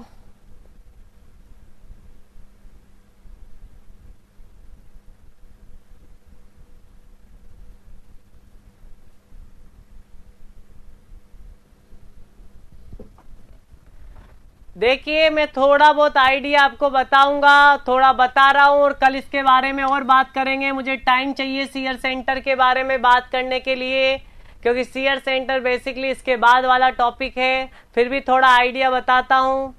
शियर सेंटर एक ऐसा पॉइंट होता है जहां अगर लोड लगाया जाए तो पूरी बीम में कोई ट्विस्टिंग नहीं आएगी, नो ट्विस्टिंग। अगर ऐसे पॉइंट पे शियर फोर्स लगा दिया जाए जहां पूरी बीम में कोई ट्विस्टिंग नहीं आए, such point is called the shear center. कोई ट्विस्टिंग नहीं होनी चाहिए। तो डियर, यहां कोई स्पेसिफाई नहीं किया गया है, यहां प्योर ट्विस्टिंग लिखा है, गलत है। जीरो बेंडिंग गलत है, जीरो शियर फोर्स गलत है, शियर फोर्स भी जीरो नहीं होगा। ऑप्शन नंबर डी लगा सकते हो, पर इससे ज्यादा अच्छा ऑप्शन होता shear centre is a centre at which if load is applied then there is no twisting in the beam. तो मैं कल और बात इस पे करूंगा। आज जैसा क्लास का टाइम भी हो चुका है, थोड़ा सा जल्दी जाएंगे, तो आज अपन इतना ही करेंगे। कल मैं शियर सेंटर से आगे बढ़ूंगा, और ये सारे क्वेश्चन बड़े सिंपल क्वेश्चन है, कल पूरी सीट हो जाएगी। बिल्कुल इस पॉइंट पे लोड लगाने पे कोई ट्विस्टिंग नहीं होगी। कल मैं इस पे और बात करूंगा, क्योंकि थोड़ा सा लंबा टॉपिक है। हाँ, ओनली बेंडिंग होगा। ओनली क्या होगा? ओनली बेंडिंग होगा, तो प्योर बेंडिंग इसका आंसर होगा। कल अपन बात करेंगे, तो आज के लिए यहीं मिलेंगे। कल मिलते हैं dear. Have a good day. ख्याल रखिए अपना और सभी का। धन्यवाद।